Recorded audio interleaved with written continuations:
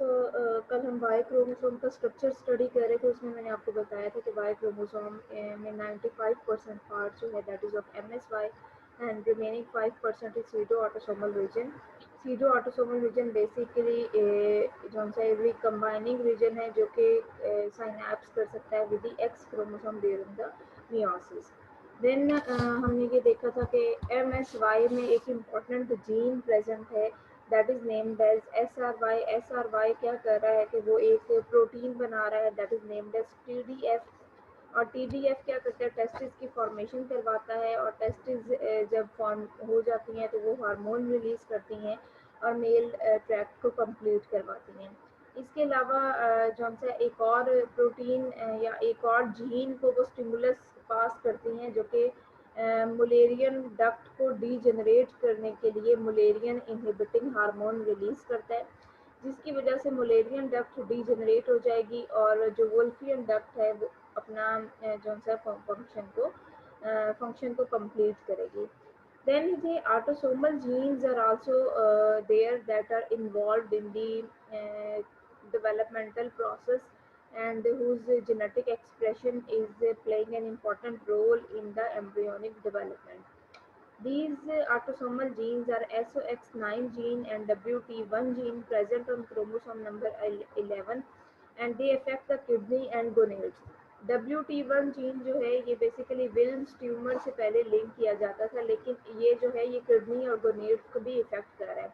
और ऑब्वियसली जौन सा है वो अगर ये जौन सा along the kidney he ducts भी प्रेजेंट हैं और ये गोनेड्स को भी इफेक्ट कर रहा है, तो इसका मतलब क्या होगा कि ये फर्दर जो है वो रिप्रोडक्टिव सिस्टम जो है उसको भी इफेक्ट कर सकता है।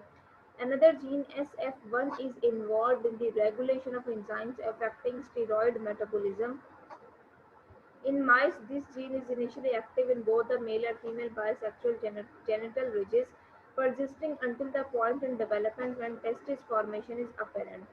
मीन्स टू से कि ये जो SF1 जीन है इसको ये स्टडी किया गया था कि ये जो जीन है जब एम्ब्रियो में अभी तक जेंडर का डिसीजन नहीं लिया गया है तब तक ये SF1 जीन जो है वो एम्ब्रियो में अपना फुली एक्सप्रेशन शो करता है।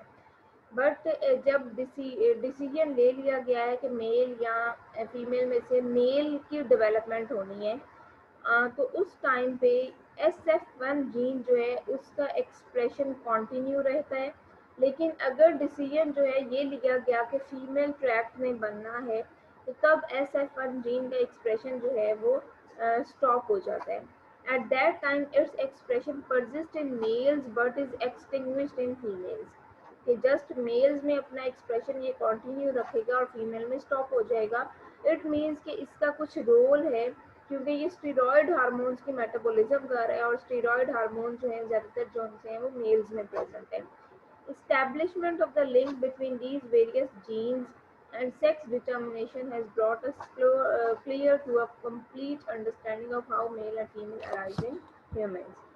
Then later on David Page एक रिसर्चर था and along with his many colleagues इसने क्या किया, इसने जो है वाई क्रोमोसोम का कंप्लीट स्ट्रक्चर स्टडी किया। Especially, he described the complete picture of the MSY region of human Y chromosome. अब MSY को अगर हम देखें तो MSY consists of about 23 million base pairs and it is divided into 3 regions. ठीक है, इसके 3 parts हैं। First region is named as X transposed region, इसको XTR बोलते हैं। It comprises about 15% of the MSY and was originally derived from the X chromosome in the course of human evolution. According to evolutionary point of view ये माना जाता है कि जो autosomal chromosomes थे उनमें ही एवोल्यूशन हुई है और उन्होंने सेक्स क्रोमोसोम्स बनाए हैं और सेक्स क्रोमोसोम में से भी सबसे पहले एक्स क्रोमोसोम बना है और देन एक्स क्रोमोसोम की एवोल्यूशन से वाई क्रोमोसोम बना है according to evolutionary point of view. So अब ये कहा जाता है कि जो MSY का 15% पोर्शन है XTR, इसमें जो जीन्स हैं वो होमोलॉजी शेयर करते हैं with the X chromosome, means के वो ज़्यादातर सिमिलर हैं with the genes of the X chromosome. X transposed region is 99% identical to region of XQ21 of the modern human X chromosome. X Q का मतलब कि Q arm of the X chromosome, and Q arm पे जो 21 number पे band है, 21 number का segment है, उसके साथ ये होमोलॉजी शेयर कर रहे हैं. Two genes are present both with X chromosome homologs, and these homologs का मतलब ये नहीं होगा कि exactly वो similar होंगे. मीन्स जैसे ऊपर भी लिखा हुआ कि जस्ट 99% आइडेंटिकल हैं और 1% जो हैं वो डिफरेंट होंगे. The second area is named as X degenerative region, XDR, and it comprises of 20% of the MSY. This region contains DNA sequences that are even more distantly related to those present on the X chromosome. Means के ये भी जो हमसे x chromosome के साथ homology share करते हैं, लेकिन ये इतनी ज़्यादा होमोलॉजी शेयर नहीं कर रहे. ये आप कह सकते हैं 60 से 70% जो हैं वो होमोलॉजी शेयर करते हैं. X degenerative region contain 27 single copy genes and a number of pseudogenes. इन 27 सिंगल कॉपी जीन्स में से आप कह सकते हैं कि 14 जो हैं वो फंक्शनल जीन्स हैं और 13 सीडो जीन्स हैं. सीडो जीन्स वो जीन्स हैं जो कि अब नॉन फंक्शनल या डिजेनरेट हो चुके हैं with the evolution. As with the genes present in X transposed region, all share some homology with counterparts on the X chromosome, and 27 genetic units include 14 genes that are capable of being transcribed. जैसे ऊपर बताया कि 27 total jeans हैं और उनमें से 14 jeans functional हैं जो कि फर्दर ट्रांसक्राइब करेंगे और अपने जो से each is present as a single copy.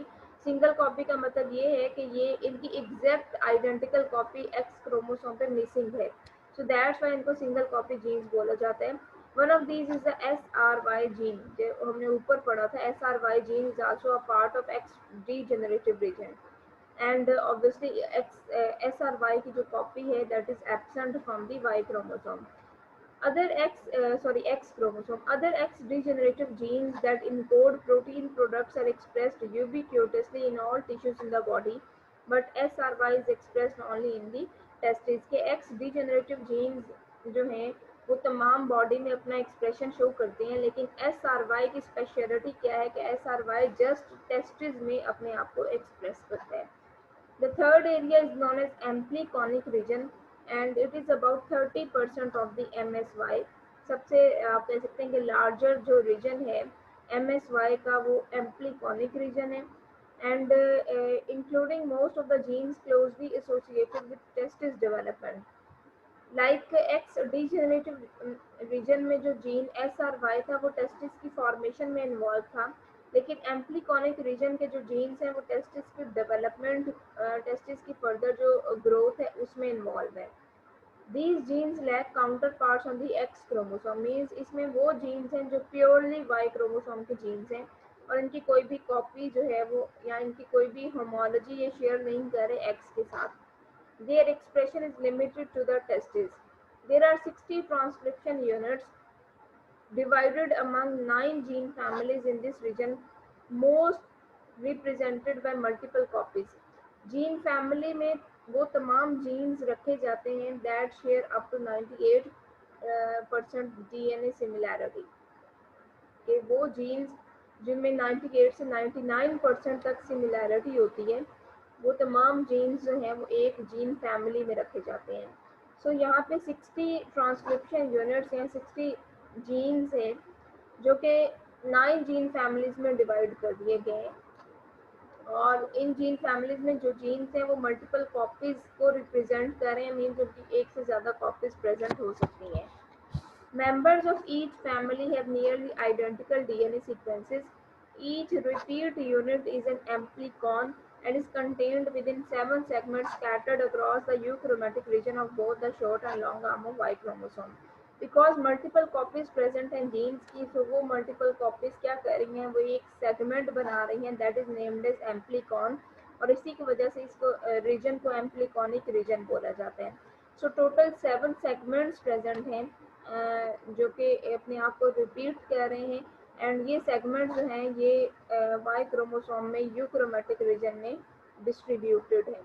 Jeans in the ampliconic region encode proteins specific to the development and function of the testes, and the products of many of these genes are directly related to fertility in males. Basically जो ये jeans हैं ये mail fertility में involve होते हैं, और अगर इन jeans में कोई भी म्यूटेशन आ जाएगी तो males are sterile and they are unable to reproduce. ठीक है, क्योंकि ये जीन्स फर्टिलिटी में रोल प्ले करते हैं। तो अगर म्यूटेशन की वजह से इनमें कोई भी चेंज आएगा तो मेल जो हैं वो फर्टाइल नहीं रहेंगे, बल्कि मेल स्टेराइल हो जाएंगे और वो रिप्रोड्यूस नहीं कर सकते। It is currently believed that great deal of male sterility in our population can be linked to mutation in these genes. Then David Page also revealed that sequences called palindrome sequences of the base pairs that read the same but in opposite direction on complementary strands के Y chromosome में MSY में ज़्यादातर palindromic sequences present होते हैं, वो sequences जो कि आप जो से राइट से लेफ्ट या लेफ्ट से राइट स्टडी करें तो वो सेम जो से पैटर्न रखते हैं। मीन्स कि आप उनको जो से ऑपोजिट डायरेक्शन में भी स्टडी करेंगे तो वो जो सा सीक्वेंस उनका जो बेस पेयर्स का सीक्वेंस होता है that is similar. So through out the MSY जो है पैलिंड्रोमिक सीक्वेंसेस बहुत ज़्यादा प्रेजेंट हैं। Recombination between palindromes on sister chromatids of the Y during replication is a mechanism used to repair mutations in the Y. Because दोनों sister chromatids जो Y chromosome के होंगे उनमें पैलिंड्रोमिक सीक्वेंसेस प्रेजेंट हैं। सो अगर कोई भी जौन सा है वो Y क्रोमोसोम में कोई भी आप कह सकते हैं म्यूटेशन आ जाती है, कोई भी जौन सा डैमेज DNA डैमेज हो जाता है, तो उसमें क्या होता है कि सिस्टर क्रोमेटिड्स जो हैं वो क्या करते हैं कि वो एक दूसरे के साथ रिकम्बिनेशन करते हुए एक दूसरे के साथ सेगमेंट्स को एक्सचेंज कर सकते हैं और अपने DNA को रिपेयर कर सकते हैं। मीन्स टू से कि अगर वाई क्रोमोसोम में कोई भी म्यूटेशन आ जाए तो वाई क्रोमोसोम के पैलिंड्रोमिक सीक्वेंसेस में ये एबिलिटी होती है कि वो उस म्यूटेशन को या उस डैमेज को खुद जौन सा है वो रिपेयर कर सकें और उसको खुद करेक्ट कर सकें। दैट्स वाई वाई क्रोमोसोम में म्यूटेशंस बहुत ही रेयर होती हैं। This discovery has fascinating implications concerning how the Y chromosome may maintain its size and structure, given that homologous recombination between X and Y occurs primarily in parts. कि just recombination जो हो रही है वो X and Y chromosome में तब होगी जब उनका सूडो ऑटोसोमल रीजन जो है वो कंबाइन करेगा, otherwise X and Y chromosome में कोई भी रिकम्बिनेशन नहीं होती। जब वाई क्रोमोसोम का कंप्लीट स्ट्रक्चर स्टडी किया गया तो after that wasteland theory was rejected, जो कि जो है वो 20 years ago before the study of Y chromosome दी गई थी। And after the study of Y chromosome ये क्लियरली जो से बताया गया कि वाई क्रोमोसोम जो है ये मेलनेस को डिटर्मिन करता है and it is also involve in the mail fertility. ठीक है, ये मेल्स की फर्टिलिटी के लिए, मेल्स की रिप्रोडक्शन के लिए भी नेसेसरी है।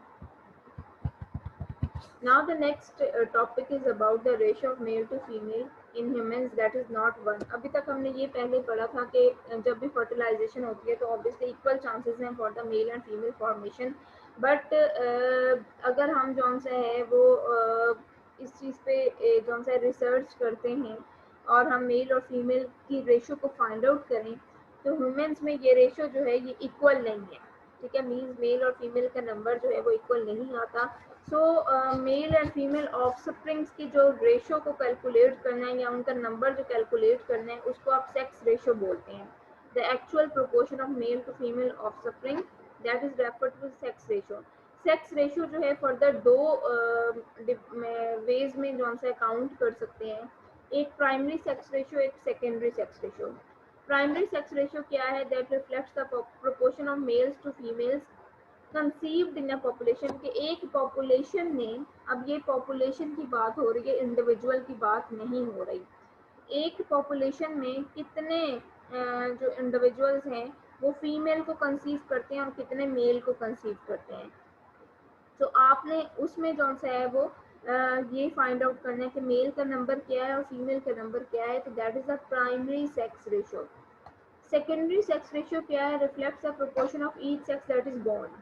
मींस प्राइमरी सेक्स रेशियो में जस्ट ये फाइंड आउट किया कि कितने कंसीव किए हैं, और सेकेंडरी सेक्स रेशियो में ये फाइंड आउट करना है कि कितने इंडिविजुअल जो हैं उन्होंने मेल की मेल जो है वो ऑफस्प्रिंग को जो है वो बर्थ दी है, या फिर कितने ऑफस्प्रिंग ने फीमेल को।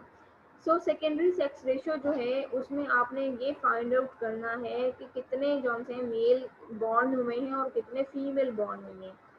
So secondary sex ratio is easily calculated because obviously ये आपके सामने जॉन से आप इसको ऑब्जर्व कर सकते हैं, इस रिकॉर्ड को आप इजीली देख सकते हैं।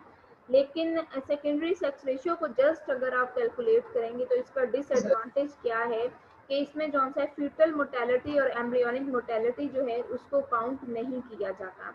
ऑब्वियसली बहुत से इंडिविजुअल्स जो से हैं उन्होंने मेल फीमेल कंसीव की है, लेकिन ज़रूरी नहीं है कि जितने परसेंट कंसीव किया जाता है उतने ही की ही एग्जैक्ट बर्थ हो जाए। बहुत से ऐसे एम्ब्रियोज होते हैं जिनकी जौन से एबॉर्ट हो जाते हैं या जौन से मिस कैरेजेस की वजह से जिनकी डेथ हो जाती है। So that's why primary sex ratio and secondary sex ratio जो है वो एक दूसरे से डिफरेंट होती है। और सेकेंडरी सेक्स रेशियो जो है इसको इजीली आप डिटर्मिन कर सकते हैं, but it has the disadvantage of not accounting for any disproportionate embryonic और टोटल मोटेलिटी। अब secondary sex ratio human population में जो से 1969 में जो है वो काउंट की गई, तो उसके मुताबिक जो रेशियो थी that is not equal to 1। For example in the Caucasian population in the US secondary ratio was a little less than 1.06। अब 1.06 क्या इंडिकेट कर रही थी कि 106 जो है वो मेल्स बॉर्न हो रहे थे एंड 100 फीमेल्स थी, मींस मेल का नंबर ज़्यादा था इन कंपैरिजन टू फीमेल। और in 1995 this ratio is dropped to 1.05, means 105 males हो गए और 100 females. In the African American population in the US, the ratio was 1.025. In other countries, the excess of male birth is even greater than is reflected in these values. For example, in Korea, the secondary sex ratio was 1.15, 115 males for 100 females. Means कि ये तमाम ratios ये indicate करती थी कि mails secondary sex ratio जब हम calculate करते हैं तो मेल का नंबर जो है वो एक्सीड करता है in comparison to female. Despite these ratio, it is possible that primary sex ratio is 1 and is later altered between conception and birth. वो कहते हैं कि हो सकता है कि प्राइमरी सेक्स रेशियो जो है वो एग्जैक्ट इक्वल हो, मीन इक्वल चांसेस हैं for the male and female conception, लेकिन हो सकता है कि जब जौन सा है वो ड्यूरिंग गेस्टेशन पीरियड जौन सा है वो मिस कैरेजेस या एबॉर्शन की वजह से कंसेप्शन और बर्थ की जो रेशो है वो डिफरेंट हो गई है। For the secondary ratio to exceed 1, then prenatal female mortality would have to be greater than prenatal male mortality. Because primary sex ratio अगर हम ये सपोज करते हैं कि प्राइमरी सेक्स रेशियो जो है वो 1 के इक्वल है, तो इसका मतलब क्या हुआ कि secondary sex ratio, because according to data secondary sex ratio में मेल का नंबर ज़्यादा है इन कंपैरिजन टू फीमेल, तो इसका मतलब क्या है कि प्री नेटल फीमेल मोटेलिटी के चांसेस ज़्यादा हैं than prenatal male mortality. That's why जो उनसे मेल जो है वो ज़्यादा प्रोड्यूस हो रहे हैं in comparison to female. However, this hypothesis has been examined and shown to be false. लेकिन ये जो हाइपोथेसिस था कि फीमेल मोटेलिटी ज़्यादा होती है मेल की निस्बत, ये रॉन्ग था। This in fact just the opposite occurs. Opposite occurs का मतलब है कि मेल मोटेलिटी जो है उसके चांसेस ज़्यादा होते हैं फीमेल की निस्बत। In a Carnegie Institute study reported in 1948, sex of approximately 6,000 embryos and fetuses recovered from miscarriages and abortions was determined, and fetal mortality was actually higher in males. कि mail में mortality ज़्यादा देखी गई थी female की निस्बत इस area में। On the basis of the data derived from that study, the primary sex ratio in US was estimated to be 1.079. It is now believed that the figure is much higher, between 1.2 and 1.6, suggesting that many more males than females are conceived in the human population. Like 1.2 में 120 males conceive कर रहे हैं या 160 males conceive कर रहे हैं in comparison to females. So conceive करने के जो चांसेस होते हैं वो ये कह रहे हैं कि according to these studies male के कंसीव करने के चांसेस जो से हैं वो ज़्यादा हैं in comparison to female offspring. It is not clear why such a radical departure from the expected primary sex ratio of 1 occurs. To come up with a suitable explanation, researchers must examine the assumptions on which the theoretical ratio is based. अब इतना ज़्यादा जो difference आ रहा है conceive करने में कि mail को जो है वो कंसीव करने के चांसेस ज़्यादा है फीमेल की निस्बत, वो कह रहे हैं कि ऐसा क्यों आ रहा है। आल्दो अगर हम देखें कि मेल क्या करते हैं कि जब ऑब्वियसली मेल्स ने ही फर्दर डिसाइड करना है, मेल के सेक्स क्रोमोसोम ही डिसाइड करते हैं कि फर्दर जो है कौन सा ऑफस्प्रिंग बनेगा या ऑफस्प्रिंग का जेंडर क्या होगा।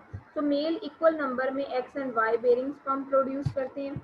Each sperm has equivalent ability and motility in the female tract.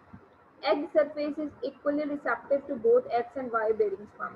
So why such a deviation occurs? ठीक है कि फिर अगर ये 3 पॉइंट्स हम जहन में रखते हैं तो फिर क्यों हमारी जो है वो प्राइमरी सेक्स रेशो डिफरेंट हो रही है।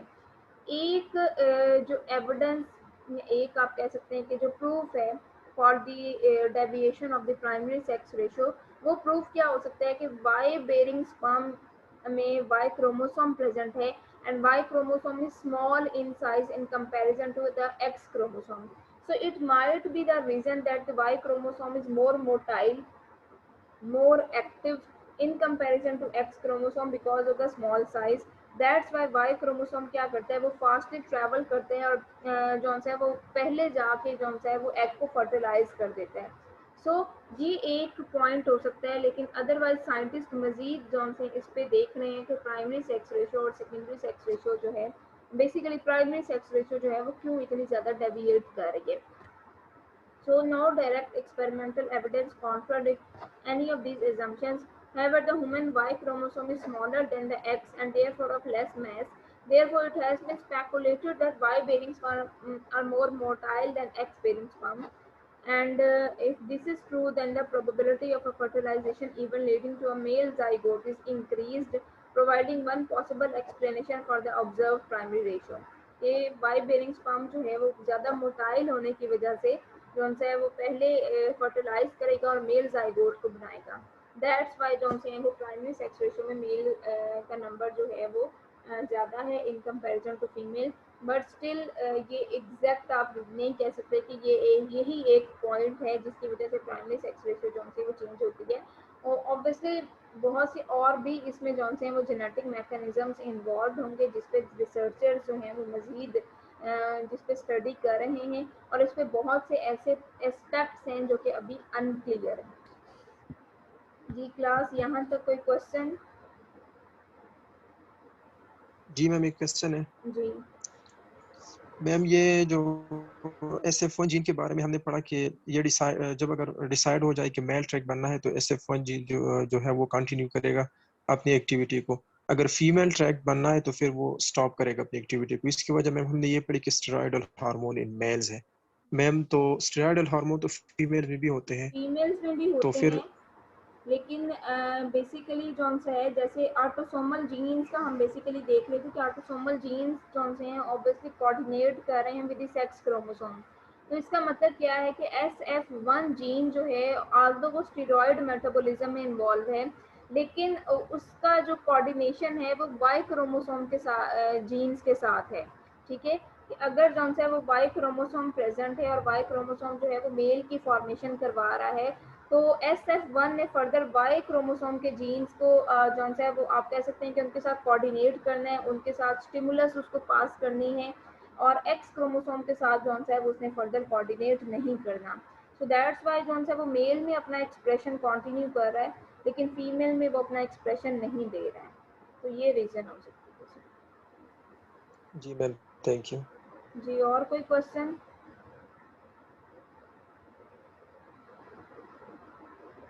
जी और कोई क्वेश्चन है? No ma'am. ठीक है जी। So next topic is about the dosage compensation that prevent excessive expression of the X linked genes in humans and other mammals. अच्छा, आपने अभी तक ये पढ़ा है कि obviously female contain 2 X chromosomes while male contain single X chromosome along with the Y chromosome, while autosomal genes are similar in both male and female. So question ये arise होता है कि although there are 2 X chromosomes are present in female and single X chromosome is present in male. So obviously female में जो X chromosome है वो double expression दे रहे हैं, जबकि मेल में जो है वो सिंगल एक्सप्रेशन या सिंगल अमाउंट बना रहे हैं। तो इसका मतलब क्या हुआ कि जो फीमेल है उसमें एक्स क्रोमोसोम जो है वो एक्सेसिव प्रोडक्ट बनाते हैं in comparison to the male. So additional X chromosome क्योंकि फीमेल्स में प्रेजेंट है, तो वो क्या कर रहा है कि वो जो उनसे ऑब्वियसली ज़्यादा जेनेटिक डोज बनाएगा in comparison to the X chromosome of the male. So ये एक्स्ट्रा डोज जो फीमेल में प्रेजेंट है, ये जो सा है ये आप कह सकते हैं कि इक्वल नहीं रख रही है मेल एंड फीमेल को।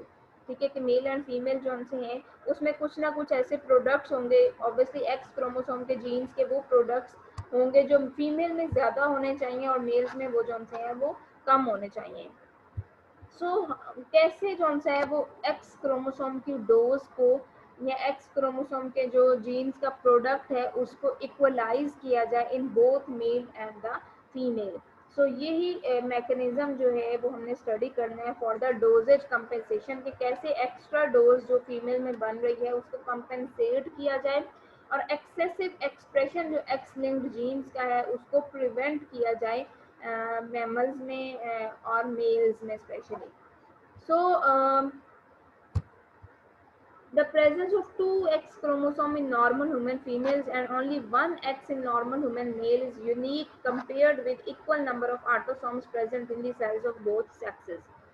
So it is possible to speculate that this disparity could create a genetic dosage differences, कि क्या कर रहा है कि वो genetic dose जो है वो different हो गई है between male and female। Obviously अगर genetic dose जो है वो male female में different है तमाम X linked genes के लिए, तो फीमेल में क्या एबिलिटी है कि वो ट्वाइस प्रोडक्ट बनाएगी for all X linked genes in comparison to the male. So additional X chromosome is present in both male female exhibiting the various syndrome discussed earlier in this chapter। हमने ये देखा है कि अगर एक और X chromosome आ जाए mail में, जैसे मेल XXY थे, क्लाइनफेल्टर सिंड्रोम था, लेकिन वो जो सा वहाँ पे 2 X क्रोमोसोम मेल्स में आ जाते हैं लेकिन मेल नॉर्मल नहीं होते। तो इसका मतलब क्या है कि अगर एक्सेसिव एक्स क्रोमोसोम भी आ जाता है तो वो मेल्स में या फीमेल्स में जो है वो प्रॉब्लम क्रिएट कर रहा होता है और डोज को जो सा है वो इक्वलाइज नहीं कर रहा या डोज को कंपेंसेट नहीं कर रहा। तो क्या मैकेनिज्म है जिससे हम जो सा है वो नॉर्मल ह्यूमन मेल फीमेल में जो है वो डोजेज कंपेंसेशन कर सकते हैं। इसके लिए जो सा है वो एक स्टडी की गई थी जिसमें जो सा एक इम्पॉर्टेंट स्ट्रक्चर स्टडी किया गया, that is named as Barr bodies. Barr bodies को स्टडी किया था बार एंड बर्ट्रम। तो बार के नाम पे ही इस स्ट्रक्चर को बार बॉडी कहा गया।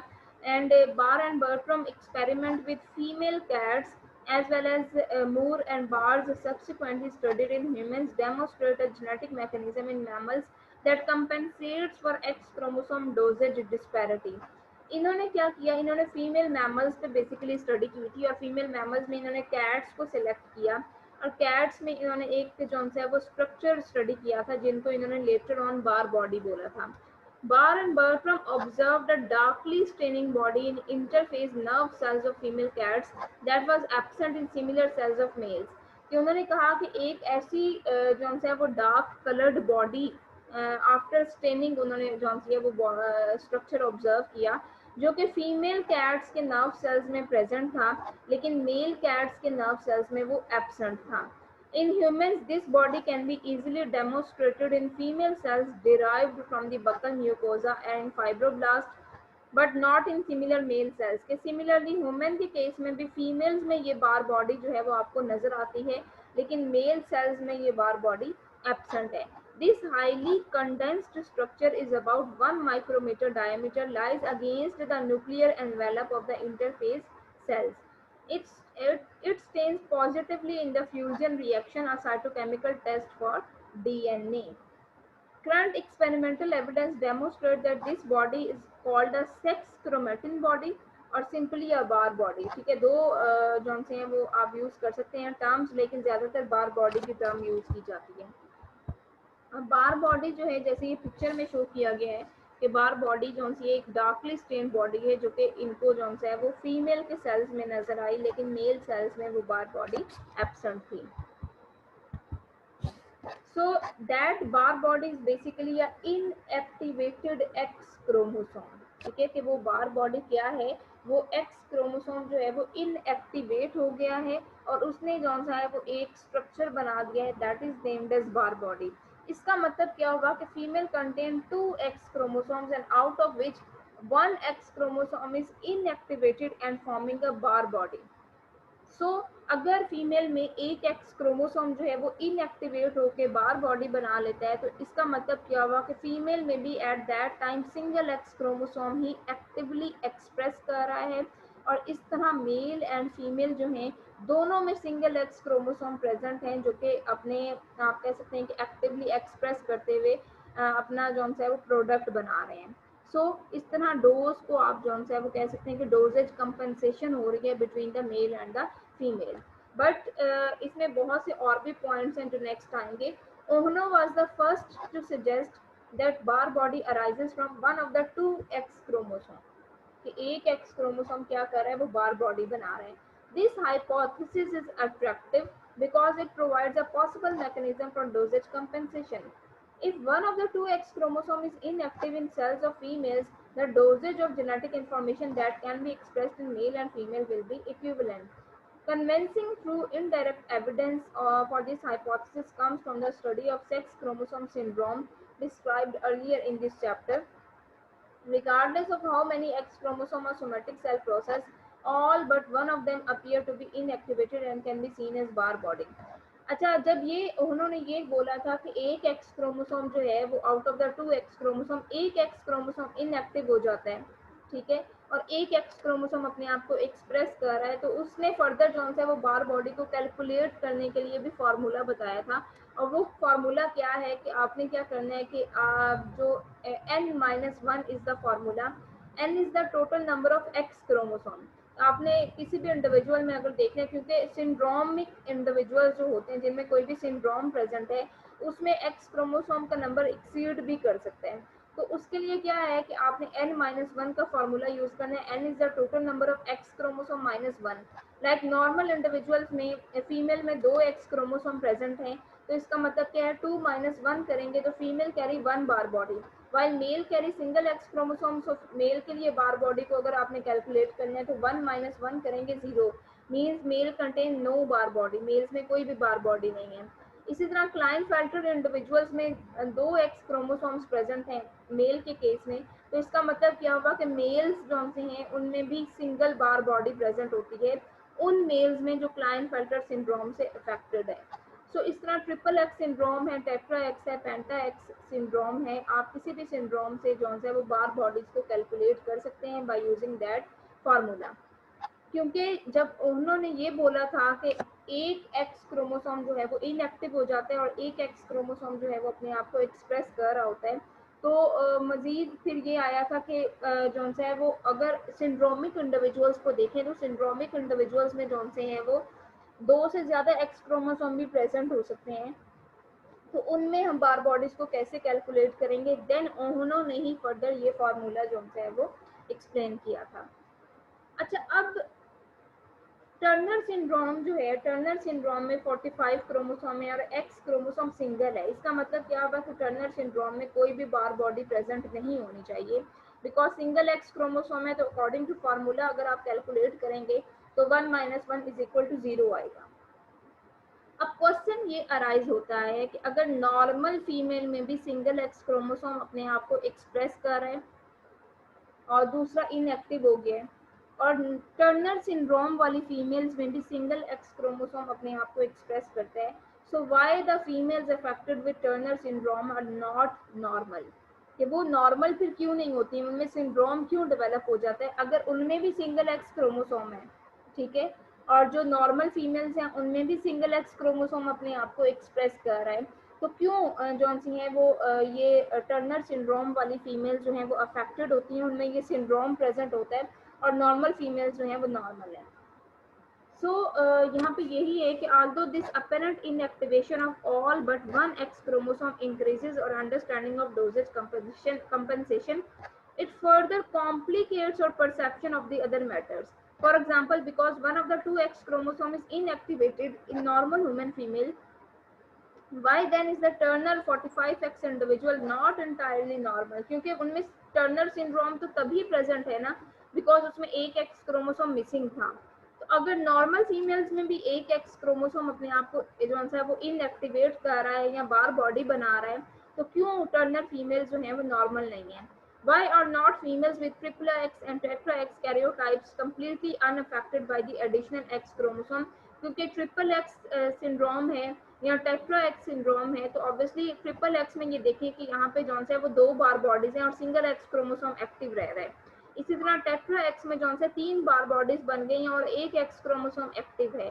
तो क्यों ये जौन से इंडिविजुअल्स हैं ट्रिपलो एक्स हो गए, टेट्रा एक्स हो गए या फिर ये जौन से टर्नर सिंड्रोम वाले हो गए, ये नॉर्मल क्यों नहीं है?